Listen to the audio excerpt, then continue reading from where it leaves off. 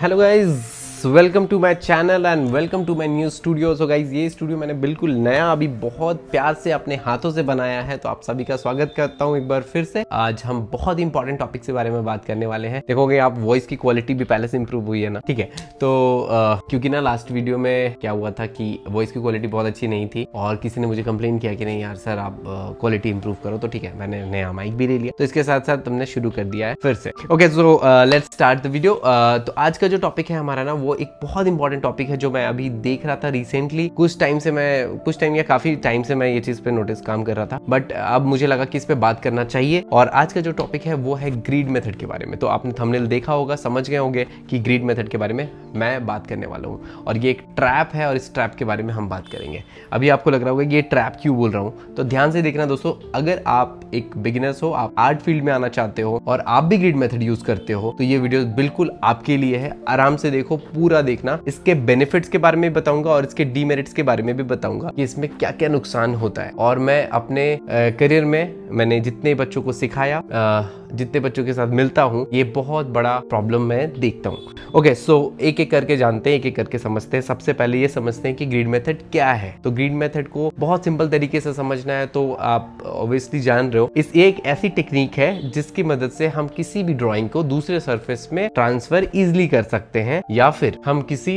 छोटे ड्राइंग को, छोटे फोटोग्राफ्स या रेफरेंस को हम बड़े लार्ज स्केल में, इसे म्यूरल्स पे, वॉल पे या फिर किसी दूसरे सरफेस पे इसे ट्रांसफर करना या इसे बनाना बहुत ही आसान हो जाता है। इसके लिए हम क्या करते हैं कि एक स्क्वायर करके एक ग्रिड ड्रॉ करते हैं रेफरेंस के ऊपर, एंड हम दूसरा जो सरफेस है जिसपे ये बनाना है उस पे भी हम ये ग्रिड ड्रॉ करते हैं, and box to box, square to square हम ड्रॉइंग को ट्रांसफर करते हैं या ड्रॉ करते हैं। इससे क्या होता है, इसके बेनिफिट्स क्या हो जाते हैं कि आपको एक्यूरेट ड्रॉइंग दूसरे सरफेस पे बन जाता है। जनरली मैं देखता हूँ जितने यूट्यूबर्स है, जितने ड्रॉइंग करने वाले आर्टिस्ट है, बहुत सारे लोगों को मैंने देखा कि बहुत इस ग्रीड मेथड से ही ज्यादातर ड्राइंग्स करते हैं, इस पे वीडियोस बनाते हैं, और जितने बिगिनर्स हैं इसे देख के कॉपी करते हैं और आपसे ये ड्राइंग बन जाता है, आप खुश हो जाते हो। तो देखो, प्रॉब्लम यहीं पे आती है यार। ग्रीड मेथड के लिए मैं मना नहीं कर रहा हूँ, एक टेक्निक से इसको यूज करो जहाँ पे इसकी जरूरत हो। लेकिन सबसे बड़ा प्रॉब्लम है यहाँ पे आ जाता है, जब स्टूडेंट्स इस पे फुल्ली डिपेंडेंट हो जाते हैं, इस ट्रैप में फंस जाते हैं। उनको एक छोटा छोटा ड्राइंग भी करना हो ना, तो वो बिल्कुल सिर्फ और सिर्फ ग्रीड मेथड से ही करते हैं। चलो, पोर्ट्रेट्स के लिए मैं समझ रहा हूँ, आपको कमीशन वर्क आते हैं, आप कमीशन वर्क के लिए कर रहे हो, आपको उसके कुछ अर्निंग हो रहा है, ये कोई बुरी बात नहीं है, बहुत अच्छी बात है। लेकिन आप फुल्ली डिपेंडेंट ना हो जाओ। इसके साथ साथ आपको इस पे काम करना पड़ेगा कि आप कैसे धीरे धीरे ग्रीड मेथड को छोड़ो, और आपको छोड़ना पड़ेगा दोस्तों। अगर आप इस फील्ड में फुल टाइम आना चाहते हो, तो आपको ग्रीड मेथड के साथ साथ फ्री हैंड ड्राइंग सीखनी पड़ेगी, जो कि बहुत ज़रूरी है दोस्त। देखो, मैं कुछ ना डीमेरिट्स बताता हूँ, मतलब कुछ नुकसान बताता हूँ आप सबको ग्रीड मेथड के, और इससे आप बिल्कुल रिलेट कर पाओगे कि, या फिर आप अपने हिसाब से एनालाइज करना कि क्या मैं सही बोल रहा हूँ या नहीं। तो ग्रीड मेथड का सबसे बड़ा नुकसान क्या होता है ना, डिपेंडेंसी ऑन ग्रीड। क्या हो रहा है ना कि हम इतने ज़्यादा डिपेंडेंट हो गए हैं, इतने ज़्यादा डिपेंडेंसी आ जा रही है ग्रीड मेथड पे कि हमसे कोई ड्राइंग बनता ही नहीं है सही प्रोपोर्शन के साथ। अगर हम ग्रीड ना करें तो ये डिपेंडेंसी बहुत नुकसान करेगी हमें आगे चल के। आने वाले समय में आप किसी को ड्राइंग सिखाना चाहते हो, आप नहीं सिखा पाओगे, आपसे ड्रॉ नहीं हो पाएगा। आप टीचिंग प्रोफेशन में जाना चाहते हो, आप नहीं जा पाओगे। तो ये डिपेंडेंसी इतनी ज़्यादा बढ़ जाती है, तो ये सबसे बड़ा प्रॉब्लम है। तो इसमें दूसरा प्रॉब्लम ये आता है कि ये बहुत ही टाइम कंज्यूमिंग है दोस्तों। टाइम कंज्यूमिंग इसलिए बोल रहा हूँ, क्या होता है कि जब हम ग्रीड मेथड से ड्राइंग करते हैं, तो सबसे पहले हम रेफरेंस में ड्राइंग करते हैं, रेफरेंस में ग्रीड बनाते हैं, उसमें बहुत टाइम लगता है। एंड देन जिस सरफेस पे हमें ड्रॉ करना है, उस पे हम उसके मेजरमेंट के हिसाब से ग्रीड बनाते हैं, जिसमें बहुत टाइम कंज्यूम हो जाता है दोस्तों, और बहुत अच्छा खासा समय हम इसमें वेस्ट कर देते हैं। Grid line on final work. दोस्तों, क्या होता है ना, जब हम ग्रीड बनाते हैं और ग्रीड के हिसाब से जब ड्राइंग करते हैं, जो फाइनल आउटपुट जो हमें निकलता है, जो भले आप उसको एक्यूरेसी के साथ बना देते हो, लेकिन उस फाइनल आउटवर्क के साथ वो ग्रीड लाइंस दिखने लगते हैं, विजिबिलिटी उसकी रहती है, जो देखने में बहुत ही खराब लगती है। और अगर उसको आप चाहते हो या कोशिश करते हो कि उस लाइंस को हम इरेज करे तो इरेज करने में क्या होता है ना कि आपका जो मेन ड्राइंग है उस बहुत ही हैम्पर होता है, डैमेज होता है, और उसको बचाते हुए से करना बहुत ही अलग से टाइम कंज्यूमिंग है और ऊपर से एक बहुत ही झंझट वाला काम है। तो और इवन फाइनल आउटपुट के बाद भी ना कई बार वो लाइंस दिखते हैं जो कि बहुत ही वो ड्राइंग को बहुत ही खराब लगने लगता है वो देखने में।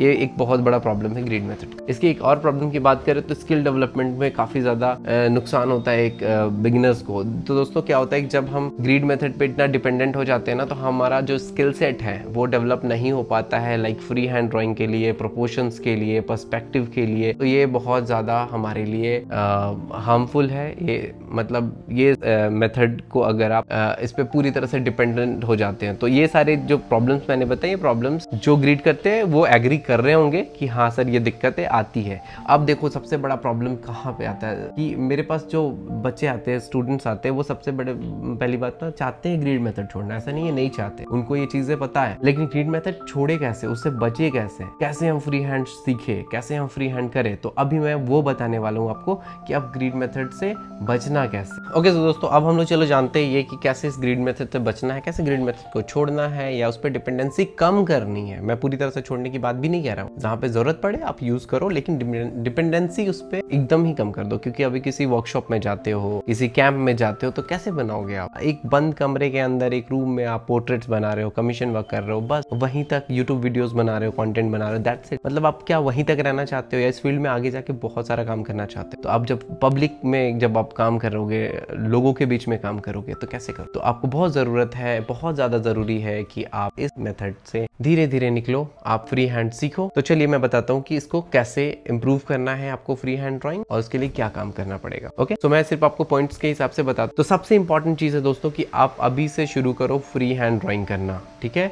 आप अपने लिए समय निकालो, समय निकाल के आप एक कोई पैड रख लो या शीट्स रख लो अपने पास, और जब मौका मिले आप फ्री हैंड स्केचिंग प्रैक्टिस करो। बहुत अच्छे ऐसे आर्टिस्ट हैं जिनको आप देख सकते हो फ्री हैंड ड्राइंग कैसे करना है इसके लिए। और मैं इसमें डिटेल में और बाद में और वीडियो बना दूंगा, ऑलरेडी मैंने कुछ वीडियोस बनाए भी हैं, ठीक है? तो फ्री हैंड कैसे करना है, तो उसमें आपको कोई मेथड का यूज नहीं करना है, एकदम फ्रीली आपको ड्रॉ करना है। दूसरा इंपॉर्टेंट चीज है कि आपको लाइंस हो गया, जैसे अभी आप ग्रिड मेथड में करते हो तो बहुत डरते हुए लाइंस बनाते हो, तो वो सब चीज छोड़ना पड़ेगा आपको। फ्री हैंड जब ड्राइंग कर रहे हो तो आप बहुत फ्रीली स्केचेस करो, लाइक लाइन स्ट्रॉन्ग करो, अपना सर्कल्स स्ट्रॉन्ग करो, ओवल्स प्रैक्टिस करो, अब ज्योमेट्रिकल शेप्स प्रैक्टिस करो, बिकॉज ज्योमेट्रिकल शेप्स बहुत हेल्प करते हैं किसी भी ड्राइंग को इजी करने के लिए। जब आप किसी भी ड्राइंग को देखते हो, अपने आसपास किसी ऑब्जेक्ट को देखते हो, तो हर ऑब्जेक्ट में एक ज्योमेट्रिकल शेप रहता है, तो उसको ढूंढना पड़ता है। तो वो सब देखने का पर्सपेक्टिव ये सब चेंज होगा। इसके मैं डिटेल में वीडियो बना दूंगा। फिलहाल मुझे कमेंट करके बताना कि किस पे बनाना है। तो दूसरी चीज मैंने जो बताई कि आपको शेप्स प्रैक्टिस करने हैं डिफरेंट। नंबर 3 आपको मिनिमाइज करना है अपना ग्रिड को। जैसे लाइक पहले अभी आप ग्रिड में बहुत ज्यादा डिटेल में ग्रिड करते थे, तो इसको एक बार में नहीं छोड़ सकते आप इसको धीरे धीरे कम करो। जैसे आप अगर एक 50 बॉक्स के ग्रिड बनाते हो तो उसको 25 करो, फिर 10 करो, फिर 5 करो, फिर 4 करो। ऐसे करते करते आप ग्रिड्स को कम करना शुरू करो और ट्राई करो कि आप जितना ड्रॉ कर पाए, ताकि सही प्रोपोर्शन पर्सपेक्टिव के साथ आप फ्री हैंड जब कर पाओगे तो आपको खुद में बहुत कॉन्फिडेंस आएगा, बहुत मजा आएगा, और आप पब्लिक में आराम से ड्राइंग कर पाओगे। और ऐसा कॉन्फिडेंस बिल्ड होगा ना आपके अंदर, आप खुद ये चीज रियलाइज कर पाओगे। जैसे इसके अलावा आप कर सकते हो लाइक लाइव स्केचिंग कर सकते हो। जैसे यहाँ पे एक ऑब्जेक्ट है तो ये सब सब्जेक्ट को ऐसे सामने रख के आप लाइव स्केच कर सकते हो। और इसके साथ आप लाइव स्केच में सबसे ज्यादा जो टॉपिक जो सब्जेक्ट हो ना वो आप स्टिल लाइफ रख सकते हो। बिकॉज दोस्तों मैंने पहले भी बताया स्टिल लाइफ सब्जेक्ट एक ऐसा सब्जेक्ट होता है ना जिसमें बहुत कम स्टूडेंट्स को मैंने देखा है इस पे काम करते हैं, बट स्टिल लाइफ आपको बहुत हेल्प करता है आपके प्रोपोर्शन पर्सपेक्टिव इंप्रूव करने में, फ्री हैंड ड्राइंग इंप्रूव करने में। क्योंकि क्योंकि क्या होता है ना, फॉर एग्जाम्पल अगर एक जग है, आप उसको अगर ड्रॉ कर रहे हो तो आपको दोनों साइड उसका बैलेंस करते हुए ड्रॉ करना पड़ता है। और जब ड्रॉ करते हो तो बैलेंस करना सीखते हो, ऑब्जर्व करना सीखते हो। तो स्टिल लाइफ ड्राइंग सब्जेक्ट पे काम करो, लाइव स्केचेस करो, शेप्स ड्राइंग करो, ठीक है, फ्री हैंड ड्राइंग करो। इसके साथ साथ आप आउटडोर पेंटिंग्स के लिए जा सकते हो। आउटडोर पेंटिंग ट्राई करो, शुरू में नहीं बनेगा कोई बात नहीं, बट प्रैक्टिस करते करते आपका आउटडोर पेंटिंग से भी आपको काफी ज्यादा हेल्प होगा। तो दोस्तों ये सब कुछ चीजें हैं जिसकी मदद से आप अपने ग्रिड मेथड को धीरे धीरे छोड़ सकते हो या डिपेंडेंसी उस पर बहुत कम कर सकते हो, और ये आने वाले समय में आपको बहुत ज्यादा हेल्प करेगी। ट्रस्ट मी, मैं अपने एक्सपीरियंस से बता रहा हूँ, ये बहुत बड़ा ट्रैप है, इससे आपको बचना पड़ेगा दोस्तों। और सबसे बड़ा प्रॉब्लम क्या होता है, जब हम बिगिनर्स होते हैं और स्टार्टिंग से हम इस मेथड पे फंस जाते हैं और आगे जाके बहुत प्रॉब्लम आता है। और आप ना दोस्तों हमेशा किसी भी ऑब्जेक्ट को ड्रॉ करते हो, स्केच करते हो, प्रैक्टिस करते हो तो उसको स्टडी की तरह देखो। हर एक ड्राइंग परफेक्ट बनना ज़रूरी नहीं है कि पूरा शेड उसको करो, डिटेलिंग करो, एकदम रियलिस्टिक करो। आपको जस्ट स्टडी की तरह उसके स्ट्रोक्स को, लाइन्स को, लाइट को, शेडो को, ये सब चीज़ को स्टडी करना पड़ेगा। ये स्टडी वर्ड मैं बोल रहा हूँ ना, अब एक स्टडी की तरह इसको प्रैक्टिस करो। इसको थोड़ा टाइम लगेगा, 2 महीना, 6 महीना, साल भर लगे, आप इस पे मेहनत करो और आपको बहुत ज़्यादा बेनिफिट आएगा। और आप इस फील्ड में एज ए करियर अगर आना चाहते हो तो ये आपको कर। आई होप आपको वीडियो मजा आया। थोड़ा लंबा जरूर रहा वीडियो, लेकिन